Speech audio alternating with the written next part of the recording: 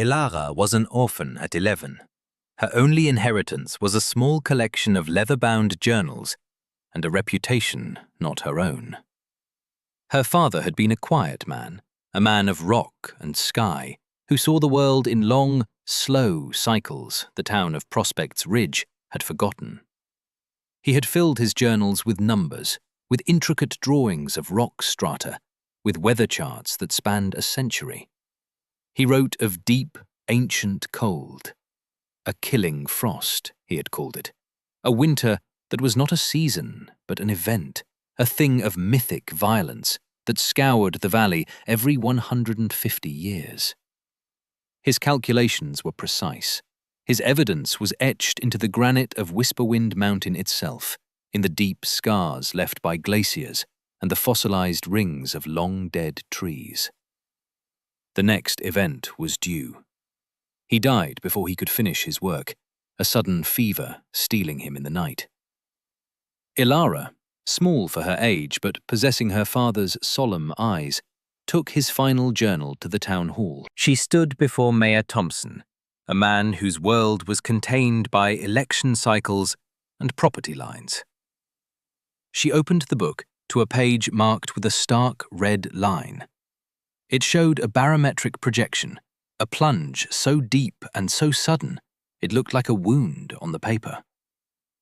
"It's coming," she had said, her voice a thin thread in the large wood-panelled office. "My father said we have to prepare." Mayor Thompson had looked not at the journal, but at the two men flanking him.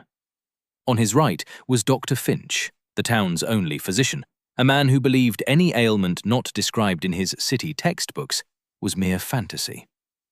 On his left was Mr. Sterling, a builder whose ambition was measured in lumber and glass.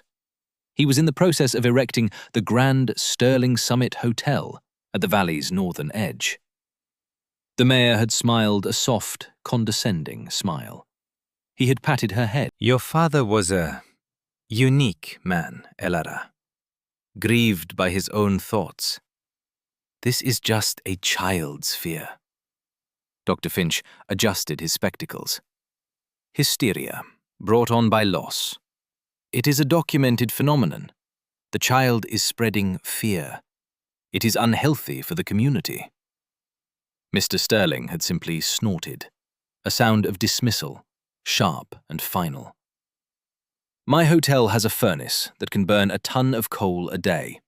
Let the frost come. We'll sell tickets to watch it." They offered her a place at the orphanage. They offered her pity. They did not offer her belief. They declared her a public nuisance, an orphan spreading her father's madness like a contagion. For the crime of delivering a warning, they exiled her. Not with chains or a formal decree, but with the cold, unyielding consensus of a town that did not wish to be troubled.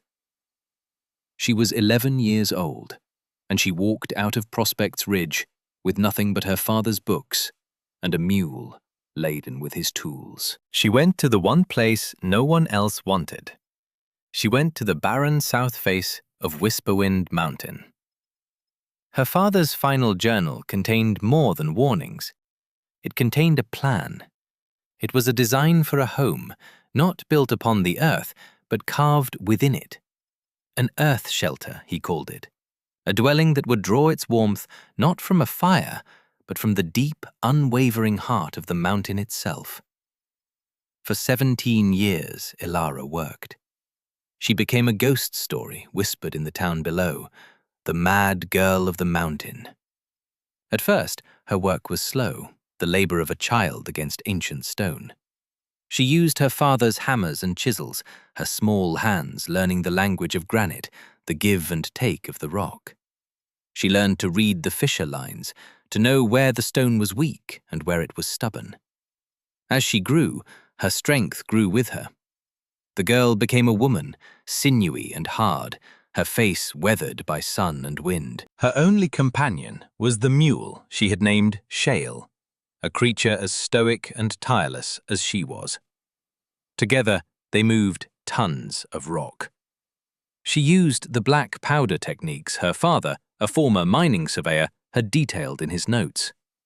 She drilled holes with a star drill and a sledgehammer, a rhythmic, solitary music that echoed off the empty cliffs.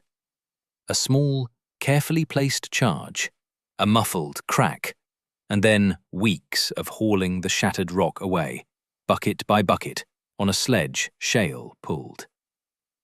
The town watched her progress with a kind of morbid fascination. On Sundays, families would ride out on their buggies, pointing up at the growing, dark mouth on the mountainside. It became a form of entertainment. They called her project Elara's Folly. The name stuck. It entered the local vocabulary. To attempt a foolish, impossible task was digging at granite. Mr. Sterling's hotel, the Sterling Summit, rose in the valley below, a monument of glass and proud timber. Turn your back on progress. His hotel had had a cautionary tale. That is what happens when you turn your back on progress. His hotel had windows 3 stories high, designed to give a perfect, unobstructed view of the very mountain whose lessons he ignored. Dr. Finch wrote a column in the weekly Prospects Ridge Chronicle. He wrote about the dangers of troglodytic living. He spoke of dampness, of lung rot, of the psychological toll of living without proper sunlight. He called her future home a self-dug grave, a testament to an uneducated mind clinging to primitive superstitions. Elara did not read the paper. She read the stone. She read the sky. She read her father's meticulous notes. The design was a work of genius, born from a deep understanding of nature. The entrance faced due south, a 30-foot wide opening she would eventually seal with a massive, insulated stone door. This orientation was designed to capture every possible moment of the low winter sun. Inside, the main chamber was a wide, shallow arch, a shape of immense strength. From this chamber, she carved smaller rooms deeper into the mountain, a sleeping area, a workshop, a stable for Shale. The genius was not in the space, but in the systems. She spent 2 years chiseling a ventilation flue, a vertical shaft that rose 200 feet through solid granite to the mountain's surface. It was designed to draw fresh air down. But it did more than that. The air, as it descended, would be warmed by the latent heat of the deep rock, which her father's thermometers had shown remained a constant 55 degrees, regardless of the season. A second, smaller flue acted as an exhaust for smoke from her small, efficient hearth. She carved a cistern deep in the back, lining it with a clay she hauled from a riverbed 5 miles away. It was positioned to catch the slow, patient drip of a spring deep within the mountain, providing a source of water that could never freeze. The floor was not dirt.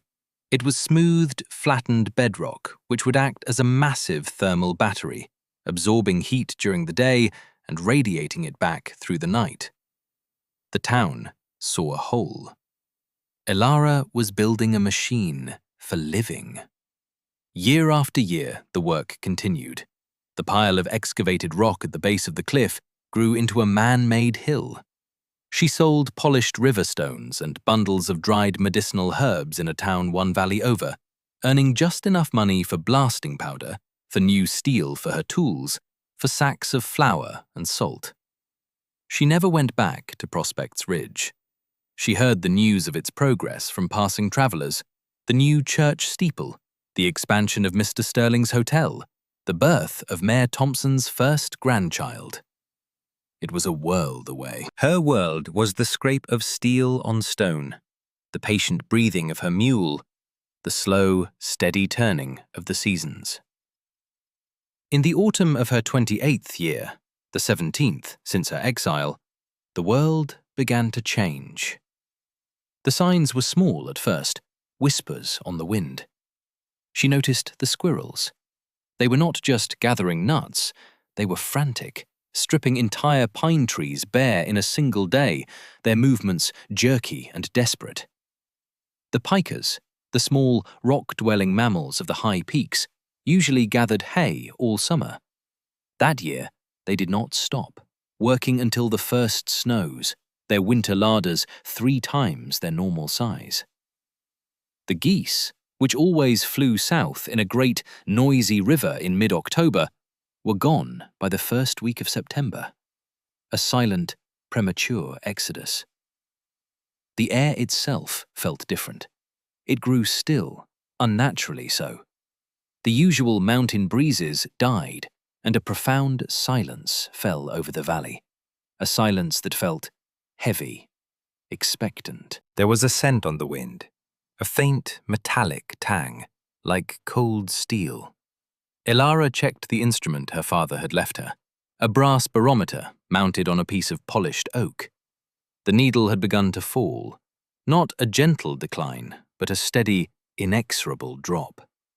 It moved past the marks for storm and rain into a section of the dial her father had marked himself with a single scratched word. Deep. She opened his journal to the final pages. She saw the charts, the historical data, the red line that predicted a plunge from which there was no recovery. It was time. Her work took on a new urgency, but it was a calm urgency. There was no panic in her. There was only the quiet completion of a long-practiced task. She spent a week hauling the last of her firewood into the shelter, stacking it neatly against a far wall. Not a great pile, but a modest one. Her father's calculations showed she would need very little. The great stone door. The door itself was the great stone door. The door itself was a masterpiece, a slab of granite 5 feet thick, perfectly balanced on a series of internal counterweights made of lead and iron, allowing it to be moved by a single person. She caulked the seams with a mixture of pine pitch and clay, making it airtight.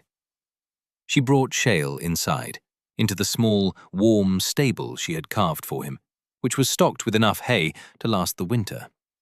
He settled in calmly, as if he too understood. On the final day, with the barometer needle touching the very bottom of the dial, she stood at the entrance of her home. She looked down at Prospect's Ridge. The lights of the town twinkled in the dusk. She saw the proud, bright silhouette of the Sterling summit, every one of its 100 windows ablaze with light. A thought, cold and sharp, pierced her resolve. Should she warn them? Could she ride Shale down the mountain path one last time, a prophet returning from the wilderness? She remembered the face of Mayor Thompson, his patronizing smile. She remembered the sound of Dr. Finch's voice, dripping with clinical disdain. For 17 years. They had not listened for 17 years. They had not listened to the child. They would not listen to the woman. Her warning would be just one more part of the joke, the final, mad rambling of the woman from the Folly.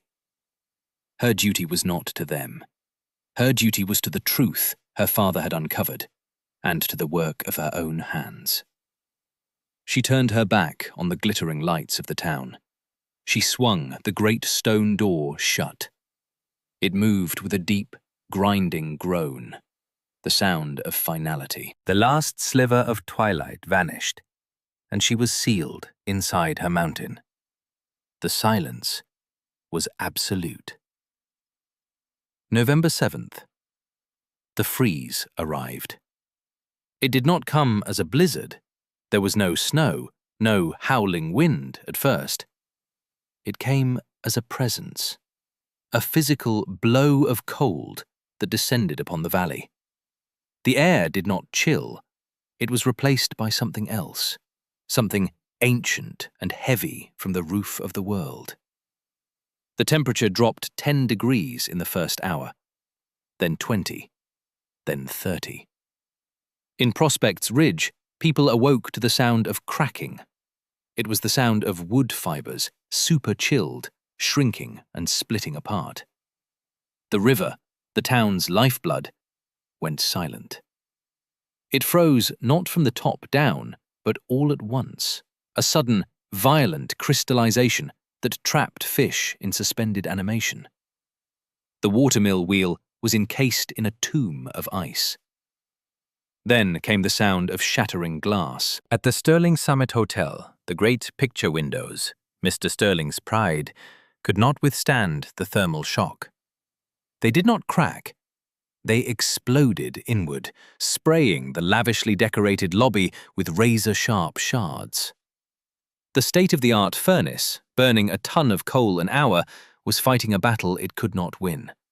The cold poured in through the shattered windows faster than the furnace could produce heat. The water pipes in the walls, filled with boiling water one moment, were exposed to air that was 50 degrees below zero the next. They burst. Water sprayed out, freezing instantly upon contact with the air, creating grotesque, beautiful sculptures of ice that covered the velvet furniture and crystal chandeliers. Mr. Stirling's hotel became an ice palace, a monument to his pride, frozen and dead. Throughout the town, lesser failures occurred. Windows blew out, doors warped and split, refusing to close. The town's water pumps froze solid and cracked open. By the second day, a new phenomenon began. The townsfolk called it frostfall. The moisture in the air itself was freezing, precipitating not as snow, but as a fine, heavy dust of ice that settled on everything. It accumulated on roofs with the weight of wet concrete. The roof of the town hall was the first to go. It collapsed with a great, groaning sigh, burying the town's records and the mayor's office under tons of ice and splintered timber. The bell in the church steeple, contracted by the cold, cracked with a sound like a gunshot that echoed across the frozen valley. The world of Prospect's Ridge had ended. Inside Elara's Folly, life continued. The air was still and warm. The stone walls, warmed by the mountain's core, radiated a gentle, constant heat. The temperature held at a steady 60 degrees. The terrible, biting cold of the outside world was nothing but a distant, muffled hum, the faintest vibration in the deep rock. Elara lit a single lamp. She fed Shale. She prepared herself a simple meal of bread and salted fish. She sat by her small hearth, where a fire of just 3 logs burned brightly, its smoke drawn perfectly up the exhaust flue. She did not need the fire for warmth, only for cooking and for light. She opened one of her father's books. She began to read. For 4 days, the world was her quiet, warm stone chamber. On the 5th day, there was a sound. It was a frantic, desperate pounding on the outer stone door. Elara put down her book. She went to the door and listened. A voice, hoarse and broken by the cold, cried out, "Please, is anyone there? Help us! For the love of God, help us!" She did not recognize the voice. She rolled the great stone door open just enough to see. A figure, crusted in ice, his face a mask of frostbite and despair, stumbled forward and collapsed on her floor. He was followed by a woman, wrapped in every blanket she owned, shivering so violently her teeth chattered like stones. It was Dr. Finch and his wife. His fine, modern house, with its scientific ventilation and proper windows, had become a tomb of ice, just like all the others.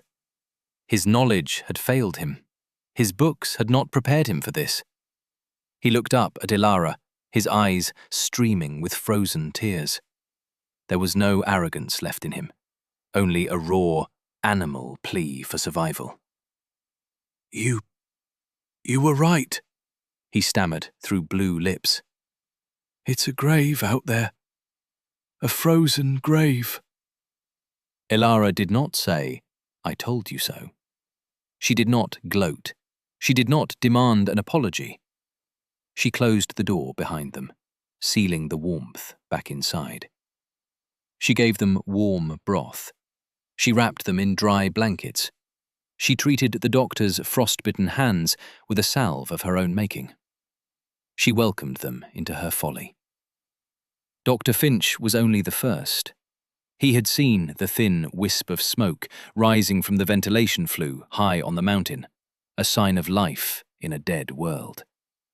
He had led his wife toward it as a last, desperate hope. Now he led others. A slow, miserable procession of the humbled began to arrive at her door. The blacksmith and his family, the store owner, the schoolteacher with 3 of her students. Family by family, the survivors of Prospect's Ridge staggered to the one place they had mocked, the one place that was safe. Elara's home became a sanctuary. It was crowded, but it was orderly.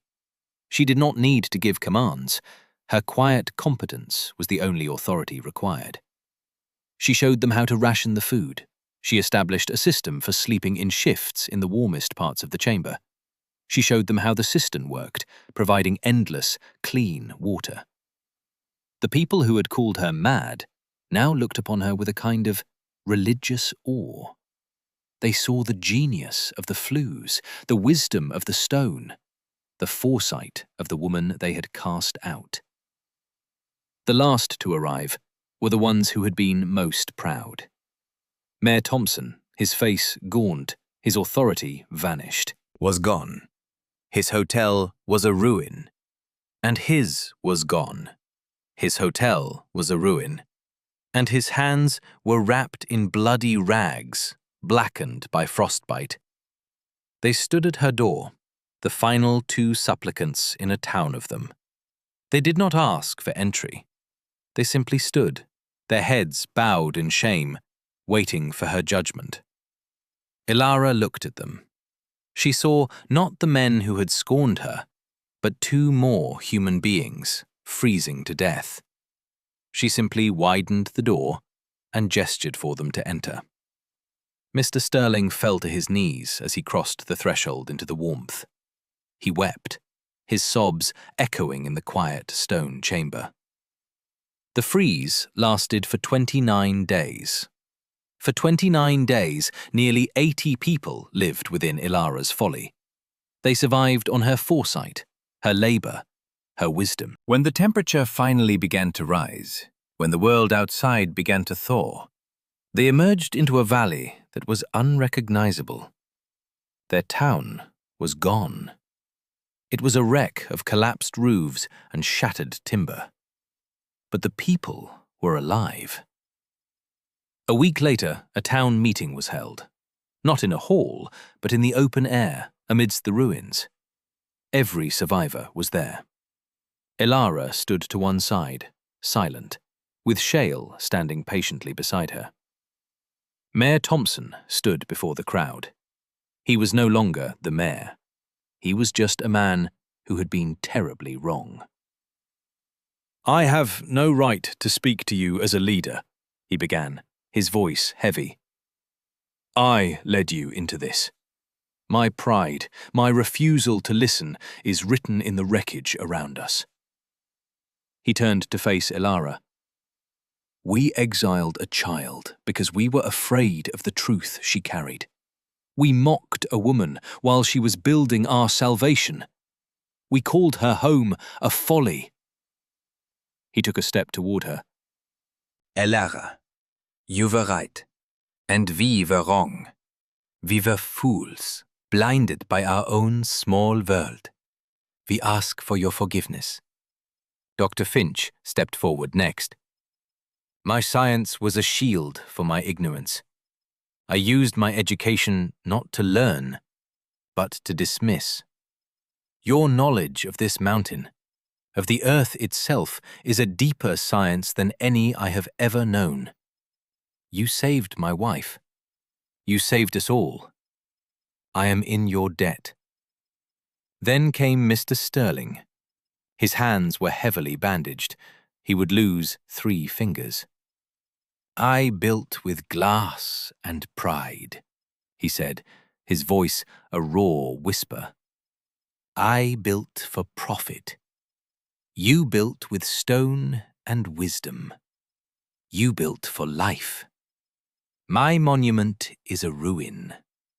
Yours is a home. It is the only home we have left." The town was silent, waiting for Elara's response. She looked at their faces, raw with shame and gratitude. She felt no triumph, no satisfaction in their humbling, only a deep, quiet sorrow for all that had been lost. "Forgiveness is a word for a different time," she said, her voice clear and steady. "Today is for living. Survival is not about pride. It is about preparation. It is about listening to the world instead of only to ourselves." She looked around at the ruins. "You can rebuild," she said, "but you must rebuild differently. The mountain has taught you a lesson. Do not forget it." She did not stay for their thanks. She turned and began the walk back up to her home, her Folly, her sanctuary. Prospect's Ridge was rebuilt. The new town looked nothing like the old one. The houses were not proud structures of timber and glass, but low, sturdy dwellings built into the south-facing hillsides, using the principles of Elara's own home. Mr. Sterling, with his remaining fingers, became the foremost expert in earth-sheltered construction, teaching the methods he had once mocked. The derogatory phrase, "digging at granite," was reborn. It came to mean an act of profound foresight, of working patiently toward a wise and difficult goal. Elara never moved back to the town. She remained in her home on the mountain. She did not rejoin their community, but she became its heart. They did not call her the Mad Girl anymore. They called her the Sage of Whisperwind. They brought her their plans for the new town to be approved. They brought her their sick to be healed with her knowledge of herbs. They brought their children to sit at her hearth and listen to her stories of the mountain, of the sky, of the long, slow cycles of the world. She lived for another 50 years. She lived a quiet, solitary, and deeply respected life. She died peacefully in her sleep at the age of 78, in the warm, stone home her own hands had built.